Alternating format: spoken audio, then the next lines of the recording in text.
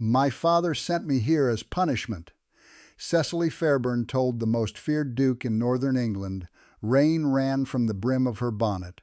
Mud had soaked through her half-boots, and the great doors of Greyhaven House stood behind her like the jaws of something ancient and hungry. Yet the man before her looked neither surprised nor pleased. He merely broke the red seal on her father's letter, read 3 lines, and understood that he had been asked to become her jailer. "Then your father has mistaken my house for a prison," the Duke of Greyhaven said. "I do not keep prisoners." This is a story of a woman sent away to be broken, a man who had allowed the world to call him monstrous, and the storm that taught them both the difference between being needed and being chosen. October had brought winter early to the Yorkshire coast. The summer of 1816 had barely deserved its name. Rain had flattened the oats, cold mists had spoiled the hay, and now the North Sea struck the cliffs below Greyhaven with a sound like distant artillery. Cecily stood in the entrance hall while water gathered beneath her traveling cloak.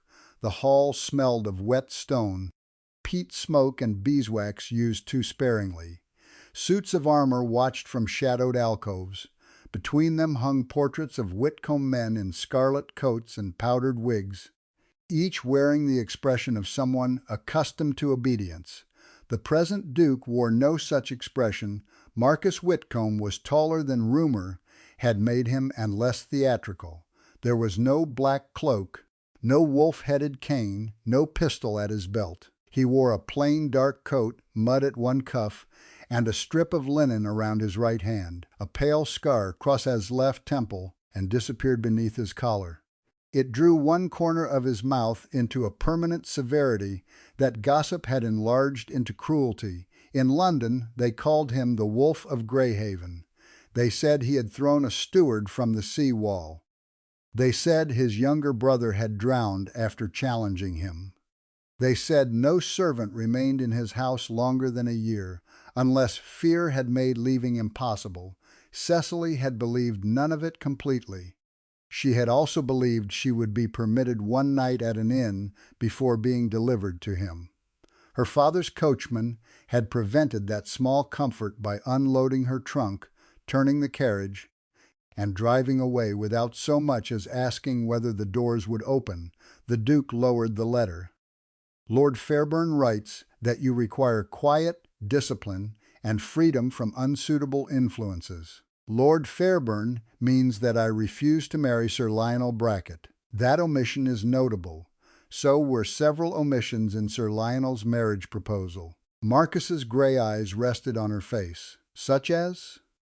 "His affection, his honesty, and the fact that the drainage scheme he praised at our betrothal supper would have removed 32 families from land he intended to acquire." A door opened at the far end of the hall. An elderly woman in a plum-colored gown entered with a silver-topped stick tapping before her. Lady Honora Whitcomb, the Duke's widowed aunt, had the fine bones and sharp gaze of a falcon. "Is this my new companion?" she asked. Marcus looked again at the letter. Apparently, Cecily drew herself upright despite the water trickling down her spine. "I was told Lady Honora required someone to read to her and assist with correspondence." "My sight is imperfect," Lady Honora said. "Not my reason. Come closer." Cecily obeyed. Lady Honora inspected her bonnet, her chapped hands, and the mud darkening her hem. "Your father sent no maid?" He said discomfort would improve my character. Men are remarkably generous with discomfort when a woman must endure it. The Duke's mouth moved by the smallest degree. It was not quite a smile. He handed the letter to his aunt. "There is a postscript. Fairburn asks that she remain 6 months and that all outgoing letters be shown to me." Lady Honora's stick stopped tapping. Cecily felt heat rise beneath her wet collar. She had known about the 6 months. She had not known about the letters. Marcus crossed to a small table, took up a taper, and held one corner of Lord Fairburn's letter to the flame. The paper curled black. Red wax softened, dripped, and hissed upon the silver tray. "What are you doing?" Cecily asked. declining the office. He watched until the last lines became ash. "You may return to London tomorrow in my carriage," he said. "I shall pay the journey and provide a maid." The offer struck harder than an insult. For 10 days her father had spoken of Greyhaven as if it were a grave. He had promised that cold rooms, coarse company, and the Duke's temper would cure her of defiance. Cecily had prepared herself to endure captivity. She had not prepared herself to be given a choice. "If I return," she said, "my father will take my refusal as surrender. Sir Lionel's license is already being arranged." "A license cannot speak vows for you." "No, but dependence can make silence resemble consent." Lady Honora folded both hands over her stick. Marcus studied Cecily with an attention that made the vast hall seem narrower. "You are 24." "Yes, your grace." "Then you are not a child, whatever your father prefers to remember. If you remain, you will remain as my aunt's paid companion. £25 for 6 months, with board. Your letters will be your own. If you wish to leave at any time, a carriage will be provided." Cecily stared at him. The feared Duke had just offered her wages, privacy, and a door that would not be locked. "Why?" His expression hardened again. "Because a house becomes a prison only when leaving is forbidden. Mrs. Coyle will show you upstairs." He turned away. Lady Honora waited until his footsteps had faded toward the west passage. Then she gave Cecily a dry look. "My nephew is most disagreeable before dinner," she said. "After dinner he is disagreeable with better grammar." Cecily's laugh escaped before she could stop it. It rang against the stone, startling a footman into nearly dropping the coal scuttle. It was the first warm sound Greyhaven had heard in a very long time. Mrs. Coyle, the housekeeper, showed Cecily to a salt-stained room facing the sea.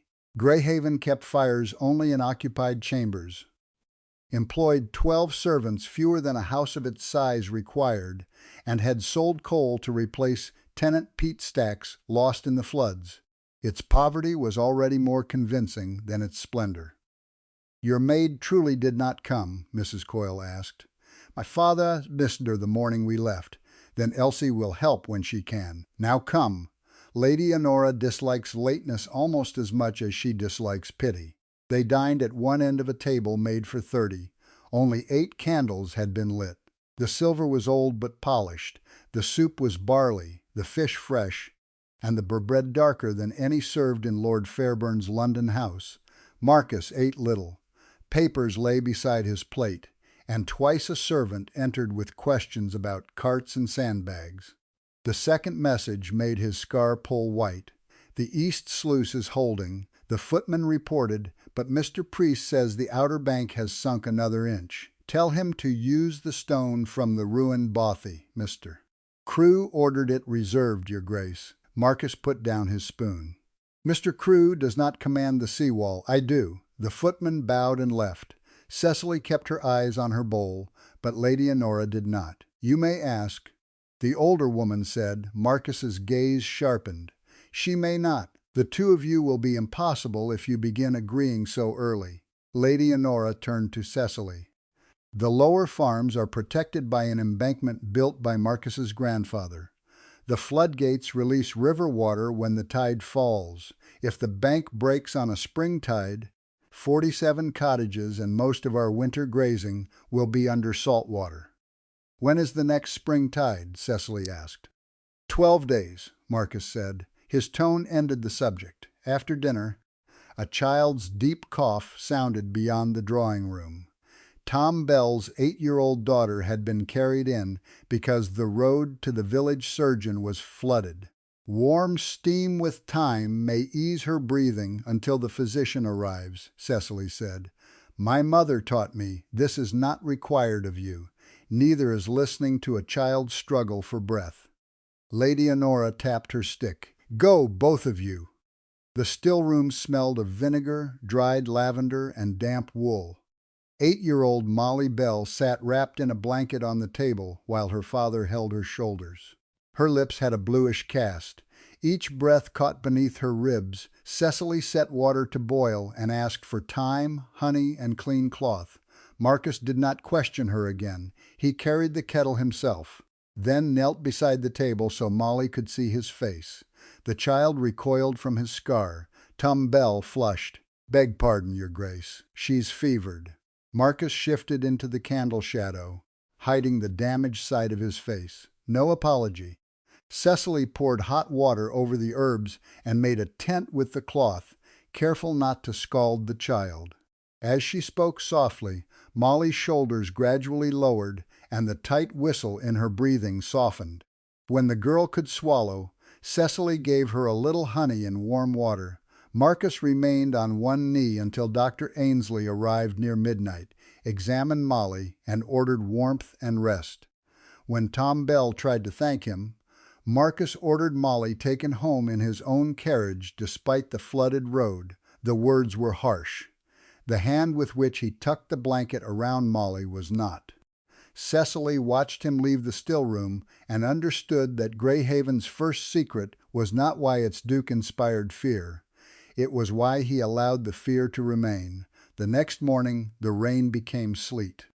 The next morning Lady Honora dictated a letter asking the parish overseer why Widow Hurst's weekly relief had been reduced by 1 shilling. Cecily worded the question firmly. A shilling could decide whether an old woman bought bread or burned her last chair for heat. "You have done this before," Lady Honora observed. "My mother taught me to keep household accounts. After she died, my father said numbers made a woman tiresome. Numbers make dishonest men nervous. That is a more useful quality." At noon Marcus entered without ceremony. Wind had reddened his face, and wet hair lay against his forehead. "I require my aunt's companion for an hour." Lady Honora raised one brow. "You require, if she is willing." Cecily capped the ink. "For what purpose?" "To tell me whether a child's medicine can be bought more cheaply without becoming useless." He led her down the west passage to the estate room. It contained shelves of rolled maps, deed boxes, rent rolls, and bundles of bills tied in tape. No fire had been laid. A young clerk sat at a high desk wearing fingerless gloves. "Mr. Abel Finch," Marcus said. "Miss Fairburn." The clerk rose too quickly and struck his knee against the desk. "Honored, miss." Marcus showed her 2 apothecary bills. Brackett and Company had charged nearly twice the York price for the same medicine. "Sir Lionel blamed wartime losses," Cecily said. "The war ended last year. Many men have found peace less profitable than conflict." On a side table lay invoices for oak piles, iron straps, and hydraulic lime. Each bore the same company mark. "Are these for the sea wall?" Marcus' eyes narrowed. "Yes. Then you are buying nearly everything from the man my father wished me to marry. Mr. Crewe says Brackett is the only merchant willing to extend credit." "Mr. Crewe is your steward for another fortnight if the wall continues sinking." Cecily compared dates. The sums were large, but the arithmetic was clean. Too clean.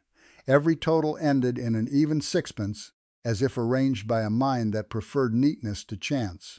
"May I see the delivery tallies?" Mr. Finch looked at the Duke. Marcus nodded. The clerk brought a wooden box of small brass tokens stamped with dates and quantities. Carters surrendered 1 token for each delivered load. Cecily sorted them beside the invoices. 3 deliveries of oak had no tokens. 2 lime deliveries had tokens stamped on Sundays when the estate yard was locked. "Perhaps the tokens were lost," Finch said. "Perhaps," Cecily replied. Marcus rested both hands on the table. "Or perhaps Greyhaven has paid to strengthen a wall with materials that never arrived." The tide bell rang twice. The east sluice had jammed. On the estate map, Cecily found an abandoned garden road that let Marcus's men reach the bank ahead of the rising river. For the first time since leaving London, she felt the sharp pull of being useful. It frightened her more than the Duke had.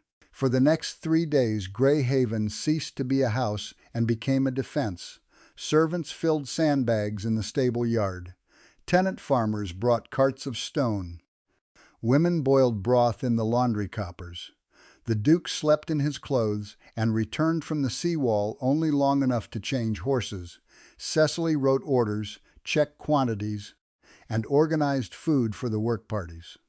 When Mr. Crewe objected that a lady should not concern herself with cart schedules, she asked why his schedule listed 4 teams when only 3 had arrived.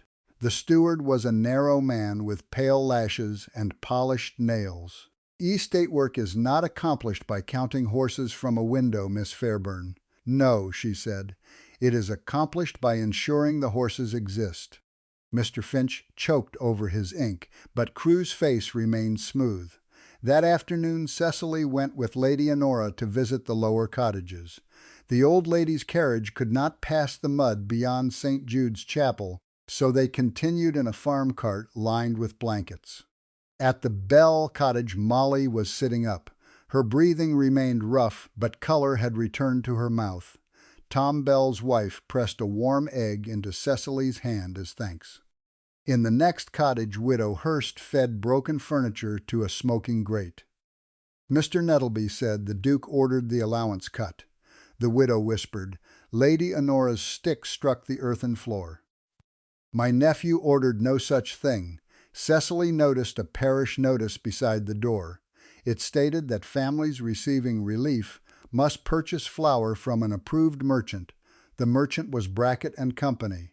On the return journey, Lady Honora sat rigid beneath the carriage rug. Ambrose Fairburn visited Greyhaven in June, she said. Cecily turned. My father? He came with Sir Lionel and spoke privately with Crewe. Marcus refused to sell them the harbour land. A month later, suppliers began withdrawing credit. Why did no one tell me, until 3 days ago? You were a guest whose father had sent her to spy upon her own letters. The truth landed without cruelty because it was deserved. Cecily looked across the marshes. The sea bank curved in the distance, a dark seam holding back miles of water. My father said Sir Lionel's drainage contracts would improve poor land. Improve it for whom? The farm cart lurched through a rut. Lady Honora caught Cecily's wrist with surprising strength. Do not make the mistake of believing a man harmless, because he has never raised his voice to you. At the house, Marcus was waiting in the entrance hall. Mud streaked his coat to the shoulder. You went to the lower village. It was not a question. Lady Honora handed him the parish notice. And discovered that your tenants must buy dear flour from the merchant supplying rotten timber to your wall. Marcus read it once. Crewe, he said to the footman. Now, the steward arrived 10 minutes later. Carrying dry gloves, Marcus laid the notice on the table between them. Who authorized this? The parish overseer, your grace. On whose recommendation? Crewe's gaze passed briefly over Cecily. Market necessity. That was not my question. Brackett and Company offered reliable supply after the poor harvest, at twice the York price. Transport costs. Marcus caught the steward's wrist and turned his hand upward. A smear of reddish wax marked Crewe's cuff, matching the false Sunday tallies. The estate office seals deliveries in black, Cecily said. Brackett's invoices use red. Crewe looked at her fully and coldly. Mr. Crewe will remain in his rooms while Finch examines the delivery books, he said. 2 footmen will stand outside. Crewe smiled faintly. You cannot finish the wall without the merchants I manage. Watch me. The smile vanished that night. Cecily found an envelope pushed beneath her bedchamber door. Inside lay a single strip of paper. Win home before the sea takes what your pride has left. There was no signature. On the fold gleamed 1 grain of red sealing wax. Cecily carried the threat to Marcus's study. He stood at the fireplace with 1 boot on the fender and a glass untouched beside him. Without his coat, he looked less like a duke and more like a tired man who had forgotten how to stop working. He read the message. You will leave in the morning. No, his head lifted. That was not a request. You told me this house was not a prison. Freedom to remain does not include freedom to place yourself in danger. Then dismiss every man at the seawall. They are in greater danger than I. They are not being threatened by name. because whoever wrote this believes I shall be easier to frighten. Marcus fed the paper to the fire. Will you? No, the answer came quickly. Her hands began shaking only after it was spoken. He noticed. Of course he noticed. His voice lowered. Courage is not the absence of fear, Miss Fairburn. I know. My father taught me that much. By sending you here, by making home a place where fear had to be hidden. Firelight moved across his scar. For several seconds he said nothing. My brother was afraid of the sea, he said at last.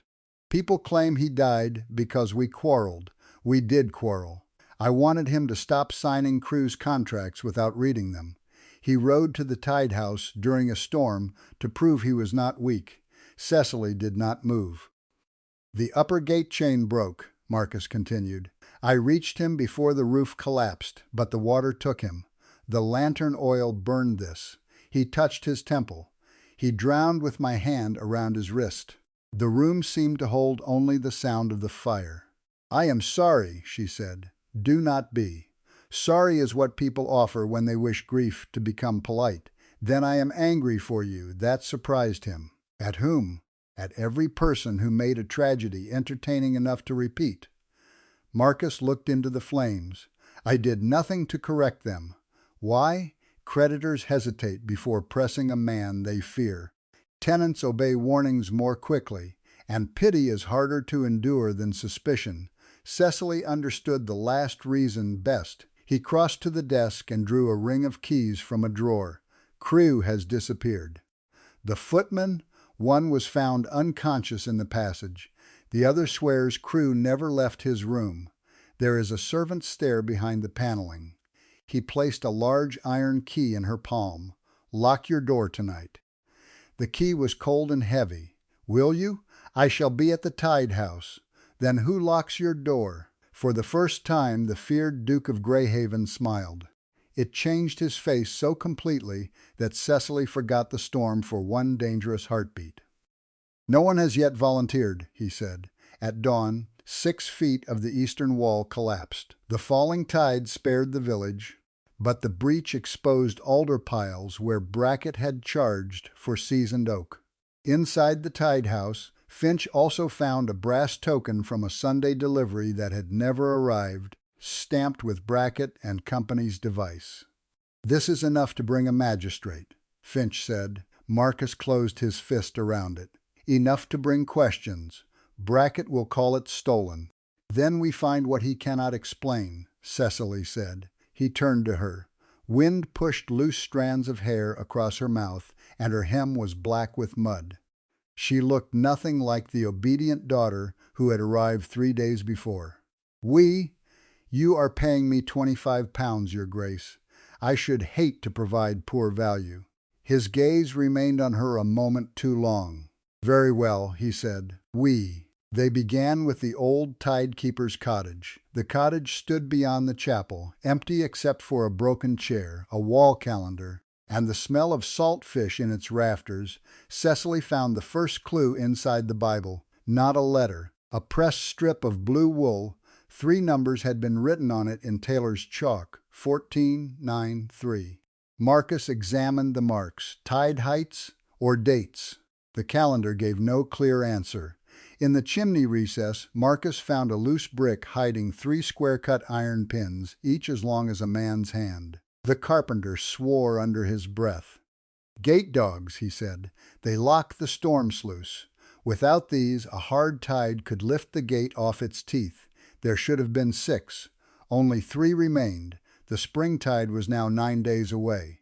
And somewhere between Greyhaven and the sea, the other 3 pins were in the hands of a man who wanted the wall to fail. Sir Oswald Mere had been called to Durham and could not come for a week. The next nearest magistrate was Brackett's godfather. Unable to obtain new iron pins before the spring tide, they turned to bracing the sluice. Cecily found their answer on an old map. The thick oak axle of an abandoned fulling mill. By sunrise, 12 men were dismantling its wheel. The mill stood in a wooded hollow where wet leaves plastered the stones. Cecily arrived with food just as the central axle came free. It took 2 teams of horses to drag it up the track. Marcus had removed his coat and worked beside the laborers in shirt sleeves. The linen around his right hand had darkened with blood where a blister had opened. "You employ men for this," Cecily said when he stopped to drink. "I employ men to save their homes. I do not employ them to spare my hands." She set down the basket and held out clean linen. "Sit," his brow lifted. "That was not a request," she said. Something almost amused moved through his eyes. He sat on the fallen millstone. Cecily cleaned the fresh split beneath his thumb, while he watched the men guide the axle onto the timber wagon. "You were right about the path through the gardens," he said. "I shall have that embroidered. Lady Honora claims you have already reorganized the linen cupboard. Your housekeeper supported the revolution. Mrs. Coyle has been planning my overthrow since I inherited." Cecily tied the bandage. His hand closed slightly around her fingers, not enough to hold them, only enough that both became aware of the contact. The woods seemed unnaturally quiet. Marcus released her first. "Why did you refuse Brackett?" "I told you. You told me why you disliked his contracts." She folded the stained linen. He spoke to a maid as if she were a dog. "When I objected, he waited until we were alone, and said a wife who contradicted him would learn discretion." His hand was on my arm when he said it. Marcus's expression emptied. "Did he hurt you?" "Enough to explain himself." "And your father knew." "He said Sir Lionel's temper would improve after marriage." Marcus looked toward the wagon. His jaw had gone rigid. "Men like Brackett do not improve when the door closes," he said. "They become accurate." It was an odd word, and Cecily understood it at once. Public charm was approximation. Private cruelty revealed the exact man. "My mother's will left me £3,000 at 25, she said. "My father wished me married before then." Under an ordinary marriage, Sir Lionel would control it. Under the settlement he proposed, my father would invest it in Brackett's company. "When is your birthday?" "In February." "Then the urgency is financial." "It usually is." The Duke stood. "If you wish, my solicitor will examine the will. There may be a way to protect the legacy before your birthday." "I cannot pay a London solicitor." "You are owed £25, which I have not yet earned." Marcus looked at the ruined wheel, the packed food, and the list of work parties in her hand. "Miss Fairburn, at present I suspect Greyhaven owes you money." Before she could answer, hoofbeats sounded above the hollow. A groom rode down the track at dangerous speed. "Your Grace," he called. "Carriage at the house. Lord Fairburn and Sir Lionel Brackett." Cecily's blood turned cold. Her father had come to take her home. Lord Ambrose Fairburn waited in Greyhaven's drawing-room beside Sir Lionel Brackett, who smiled as if no woman had ever refused him. Lady Honora sat by the fire. Her stick lay across her knees like a drawn boundary. When Cecily entered with Marcus, her father did not greet her. "Your appearance is disgraceful." She glanced at her mud-stained skirt. "Good afternoon to you as well, father." Sir Lionel stepped forward. "Cecily, we have been most concerned." "Then concern has become easier to counterfeit." His smile held. Lord Fairburn faced Marcus. "I entrusted my daughter to your discipline." "You attempted to," Marcus replied. "Instead, I hear that she wanders villages, interferes with estate business, and lives here without proper female supervision." Lady Honora lifted her stick. "I have been called many things, Ambrose, but never improper female supervision. I find the novelty refreshing." Lord Fairburn ignored her. "The carriage leaves in half an hour." Cecily felt the old instinct to explain and soften. Then she remembered the Duke burning the postscript. "I am not leaving." Her father stared as if the chair had spoken. "You will not embarrass me further." "My staying here is not about you. Everything a daughter does reflects upon her family. How fortunate that everything a father does reflects only upon himself." Sir Lionel's smile disappeared. Lord Fairburn took one step closer. You have no income, no home of your own, and no understanding of what people will say. Brackett is still willing to marry you. Do not mistake generosity for weakness. I mistook control for affection once. I shall not do it again." Her father reached for her elbow. Marcus moved between them. He did not touch Lord Fairburn. He did not need to. "Miss Fairburn is 24, he said. "She remains here by her own choice and under my aunt's protection. If she chooses to enter your carriage, I shall see her safely to it. If she does not, you will remove your hand." Lord Fairburn let go. Sir Lionel walked to the window. Beyond the glass, wagons carrying the mill axle crossed the far lawn. "A touching display," he said, "but Greyhaven has more serious concerns than a young lady's rebellion." Marcus turned. "You would know. Your bond falls due.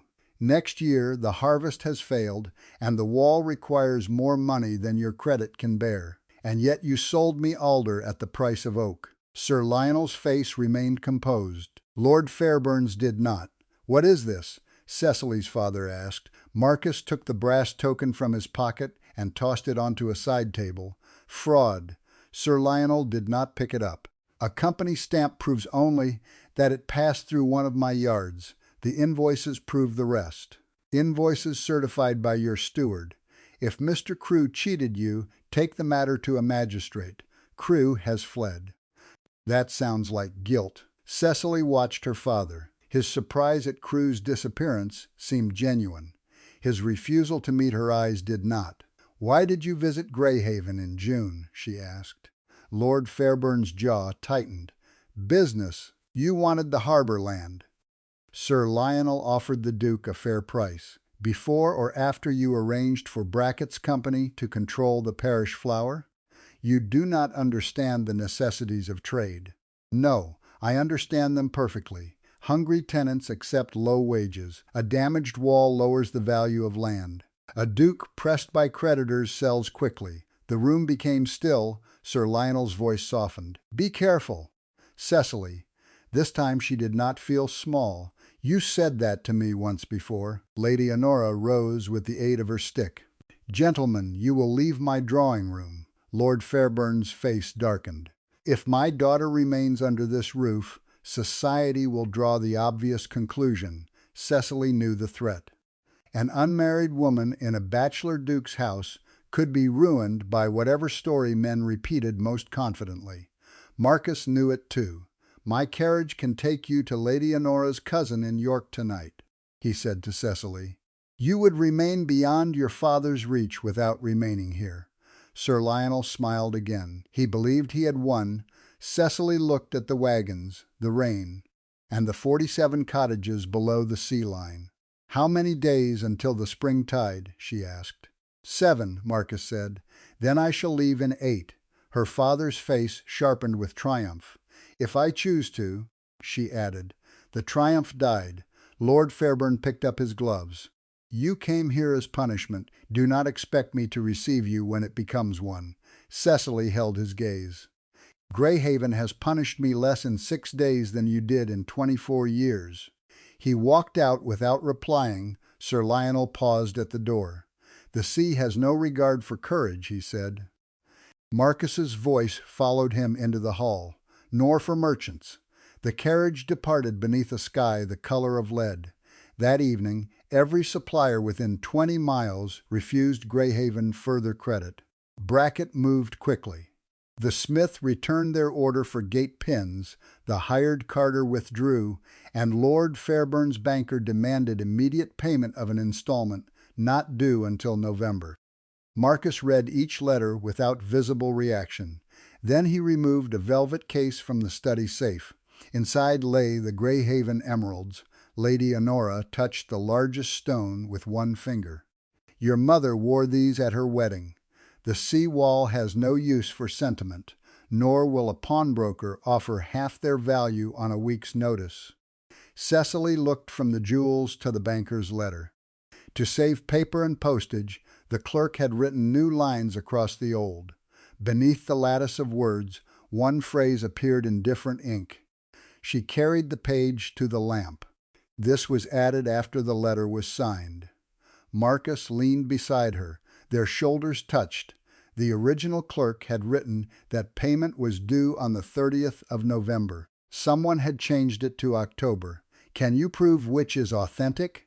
Lady Honora asked. Cecily examined the page. The added word is in the same blue ink used on Sir Lionel's invoices. Finch brought both documents. Under the lamp, the match was unmistakable. "Fora," he whispered. Marcus's attention moved to the envelope. The seal was already broken when this reached me. The post had passed through Crewe's hands. The vanished steward had altered the date.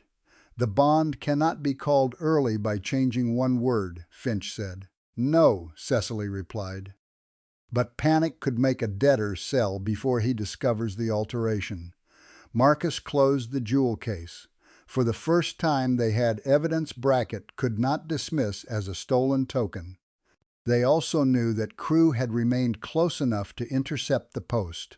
Marcus sent men to search every building near the bank.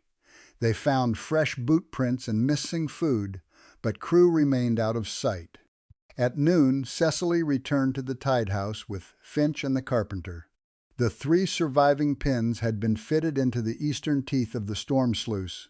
The mill axle, sawn into beams, now braced the lifting frame. She checked the painted tide board again. 14, 9, 3. The numbers on the blue wool had been read as dates, heights, and quantities. None had led anywhere.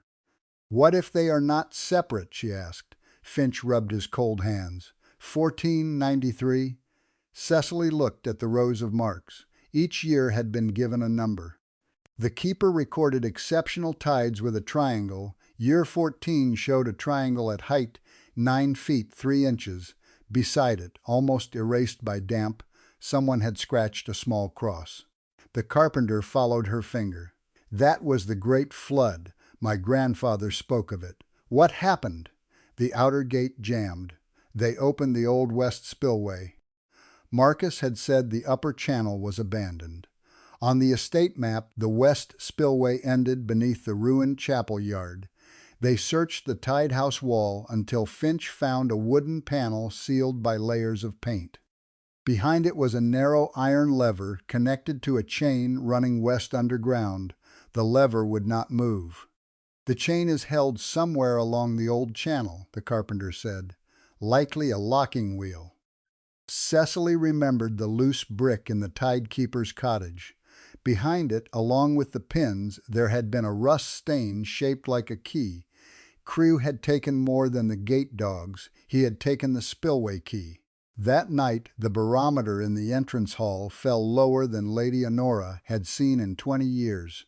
The glass trembled beneath its brass needle. Wind pushed smoke back down the chimneys. Along the coast, fishing boats were dragged above the usual storm line. The spring tide was still 4 days away. The storm was not. Marcus ordered the lower cottages evacuated to Greyhaven House. Mattresses filled the gallery. The ballroom became a nursery. Cook served broth from copper pans, and footmen carried peat to families who had once crossed the road to avoid their master. Cecily stood at a trestle table recording every arrival. Molly Bell brought her a blue wool ribbon. "For luck, miss." Cecily tied it around her wrist. "Where did the old tidekeeper find wool like this?" "Ma'am makes it." "Mr. Crewe bought strips from her." "Why?" "To mark the sheep what belonged below the bank." Cecily's pen stopped. "When all summer?" She found Tom Bell near the kitchen. "Yes." Crewe had ordered every flock and herd in the lower fields marked with blue wool, supposedly for a new grazing count.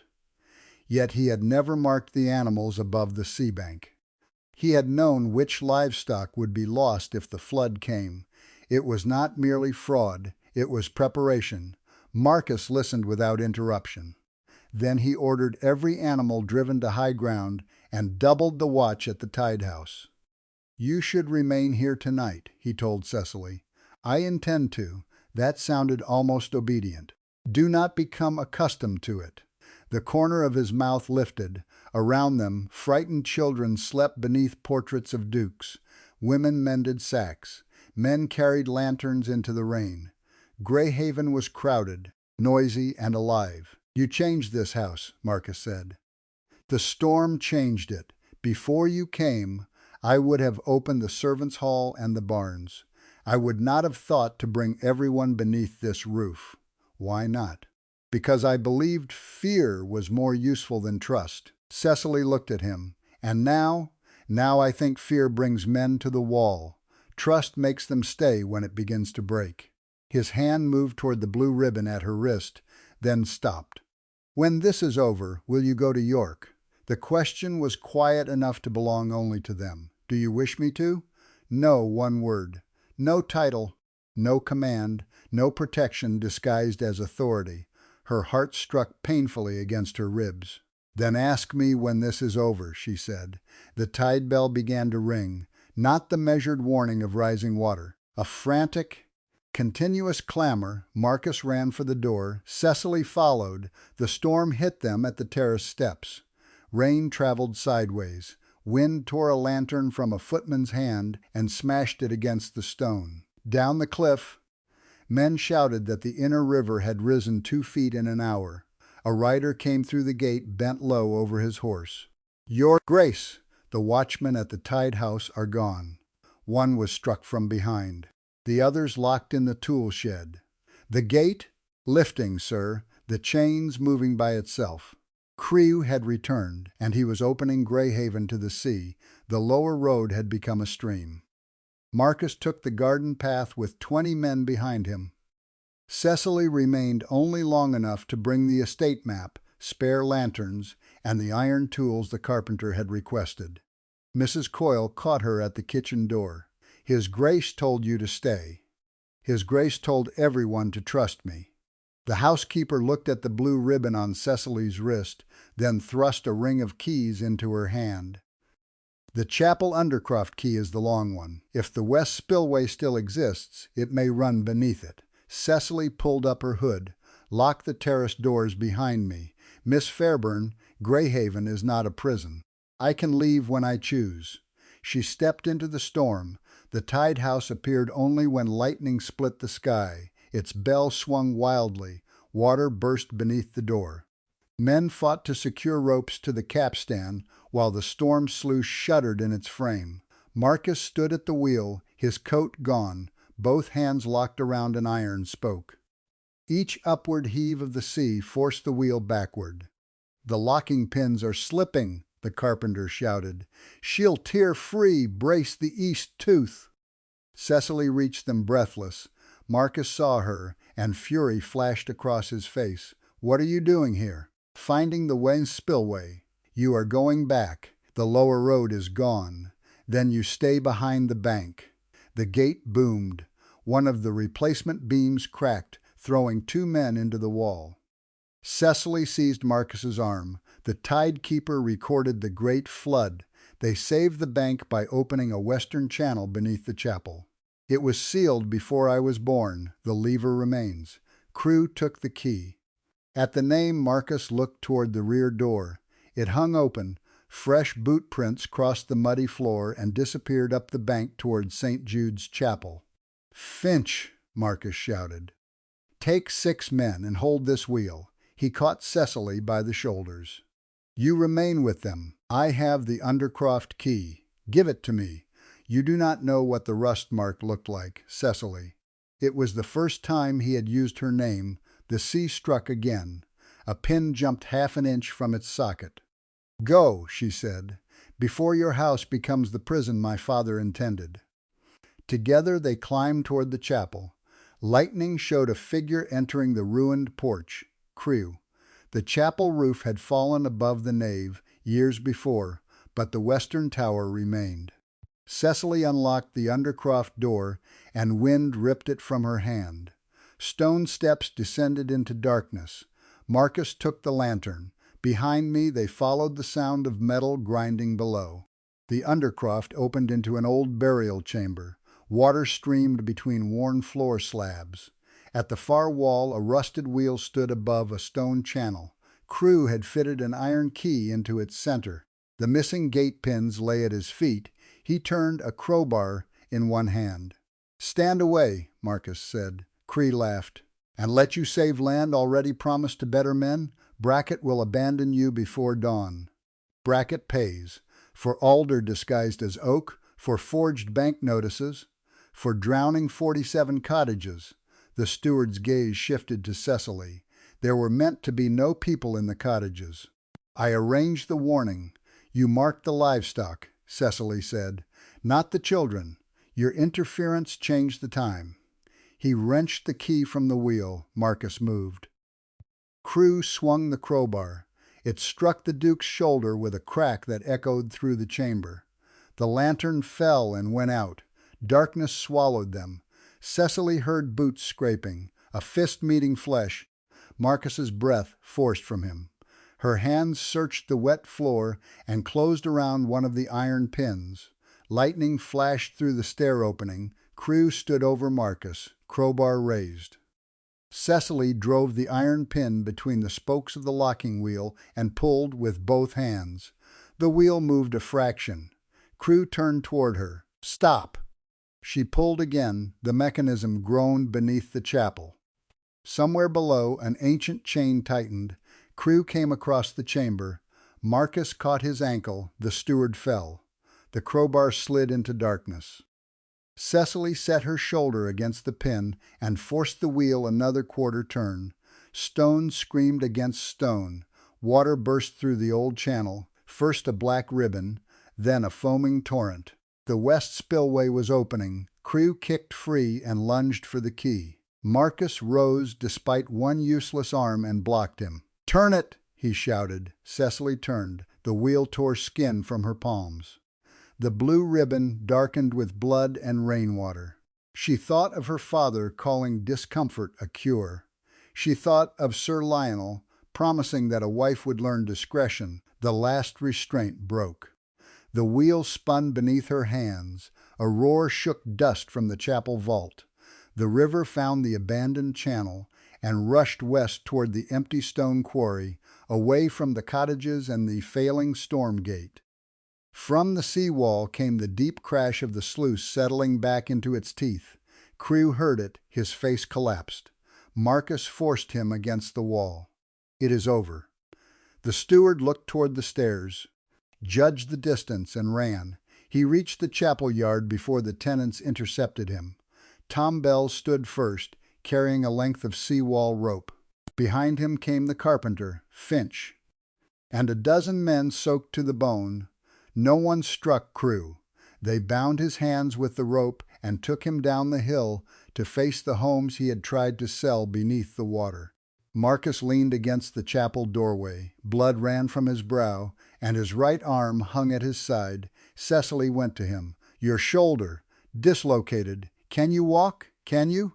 Only then did she realize she was shaking. Below them, the tide bell stopped. The quiet felt impossible. Marcus touched the blue ribbon at her wrist with his uninjured hand. "You came here as punishment," he said. Her father's words returned with all their old weight. "Perhaps 6 months at Greyhaven will teach you obedience." Cecily looked at the open spillway, the people gathering safely above the bank, and the grim house on the cliff that had never locked its doors against her. "Greyhaven taught me many things," she said. Obedience was not among them. Marcus laughed once, breathless and disbelieving, then pulled her against him with his good arm. This time, when she shook, she did not hide it. By morning the storm had passed. The sea bank remained scarred but standing. The west spillway had flooded the abandoned quarry and 2 empty fields. Not one cottage was lost. 3 sheep suffered broken legs. 1 man required stitches. Greyhaven had survived. Sir Oswald Mere arrived before noon and examined the evidence. When Sir Lionel denied authorizing him, Crewe named the clerks, carters, and parish overseer involved. Finally, he named Lord Fairburn. Cecily's father had not ordered the flood, but he had accepted Brackett shares to pressure Greyhaven's credit and force a sale of the harbor. Crewe and Brackett had turned coercion into attempted destruction. Lord Fairburn arrived that afternoon. He found Cecily in the morning room with both palms wrapped in linen. Marcus stood by the window wearing a sling. Her father looked older than he had 2 days before. "Brackett has been taken to York," he said. "I know. Crewe's testimony is that of a thief saving himself. The warehouse clerks have confirmed it." Lord Fairburn's mouth tightened. "I never intended lives to be placed at risk." Cecily waited. He appeared to expect gratitude for the distinction. "You intended families to lose their homes," she said. "The harbor development would have employed them, after they had been frightened into selling their leases. Business is not conducted by sentiment. Nor is a family, apparently." He lowered his voice. "You have made your point. Come home. Your aunt in Bath will receive you until the gossip fades." Marcus moved, but Cecily raised one bandaged hand. This answer belonged to her. "You sent me here to teach me that I could not live without your approval," she said. "Instead, I learned that your approval was the smallest room I had ever occupied. Cecily, I shall not return." "Then where will you go?" She looked around the morning room. Mattresses were still stacked in the gallery beyond. Children's voices traveled from the ballroom. The house smelled of wet wool, bread, and smoke. "Where I choose." Lord Fairburn turned to Marcus. "If you have encouraged this to secure her inheritance—" The Duke's voice became very quiet. "Complete that sentence." "And your next conversation will be with my solicitor." Cecily faced her father again. "My mother's will be examined by counsel not chosen by you. Until then I have wages, employment, and friends who do not read my letters." Lord Fairburn looked at her bandaged hands. For one fleeting instant, regret touched his face. Pride buried it before it could become an apology. "Do not expect a place in my house. I no longer require one." He left Greyhaven alone. The legal reckoning took months, but the practical one began at once. Brackett and Company's assets were seized pending trial. The parish overseer resigned, the flower order was revoked, and Widow Hurst's allowance was restored with arrears. Marcus sold no emeralds. The bank's office copy proved the interest was not due until November. Greyhaven bought proper iron pins, hired masons, and inspected every timber load before payment. Cecily inspected the first one herself. "Oak?" Marcus asked. She pressed a thumbnail against the end grain. "Hard oak. You sound disappointed. I had prepared a devastating speech. Keep it. Estate work provides regular opportunities." Winter ended the strange year with snow against the sea windows. Cecily continued as Lady Honora's companion and became Greyhaven's salaried assistant steward. She accepted on the condition that every parish supply contract be posted publicly at the church door. He accepted on the condition that she stop calling fair pay charity. Neither kept the peace for long. They disagreed over roofs and seed purchases, rode the farms together, and visited the Tide House whenever the weather changed. Marcus's reputation altered slowly as people saw where his severity was aimed. By Christmas, the children no longer hid from his scar. On Twelfth Night, Molly Bell climbed onto his uninjured side and crowned him with a paper chain. Lady Honora declared it the first decoration he had worn honestly. Cecily laughed. Marcus looked across the crowded hall at her, and the old house seemed to gather the sound into its stones. Her birthday came in February. The solicitor confirmed that her mother's £3,000 became Cecily's at 25. Any future marriage settlement could keep it hers. She placed the money in trust under terms drafted by her own counsel. Part funded repairs to tenant roofs. Part purchased a share in a small coastal grain warehouse independent of Brackett's former monopoly. The rest remained hers. Lady Honora read the settlement twice. "Most romantic," she said. Cecily smiled. "I am not marrying anyone. I did not say you were. I said competent solicitors are romantic. They prevent so many tragedies." March brought the first clear morning in months. Marcus asked Cecily to walk to the seawall. The repaired sluice shone with new iron. Beyond it, water moved through the west spillway in a controlled silver line. Men had placed a small brass plate on the chapel wall. It bore no duke's crest, only the names of those who had held the gate during the storm. Cecily's name was among them. She touched the letters. "You did this," Tom Bell insisted. "You could have refused." "I have discovered that refusal is not always effective at Greyhaven." The wind lifted the edge of her bonnet. Marcus stood beside her without gloves, the scars on his hand pale in the sun. "You told me to ask when it was over," he said. Her heartbeat changed. "The storm has been over for 5 months. The inquiries were not. Your inheritance was not secure. Your father could have claimed I used your circumstances to influence you. And now you have your own money, your own counsel, and employment you could take elsewhere. You are freer to refuse me than on the day you arrived." Cecily looked at him. "Refuse what?" His breath made a brief cloud in the cold. "Stay." The word carried no title, no command, no bargain. "As Lady Honora's companion, if you wish. As assistant steward, if you wish. You are making a very poor proposal, Your Grace." Marcus's mouth curved. "I have had no practice." He took one step closer. "Stay as my equal. Argue over my contracts. Open every door I have kept closed. Make this house a place people enter without fear. Marry me if you can do so without surrendering anything that makes you Cecily." She had once been offered marriage as a transfer of authority. Her father had discussed her fortune. Sir Lionel had discussed obedience. Neither had asked what she wished to keep. Marcus was offering a door and leaving the choice of crossing it to her.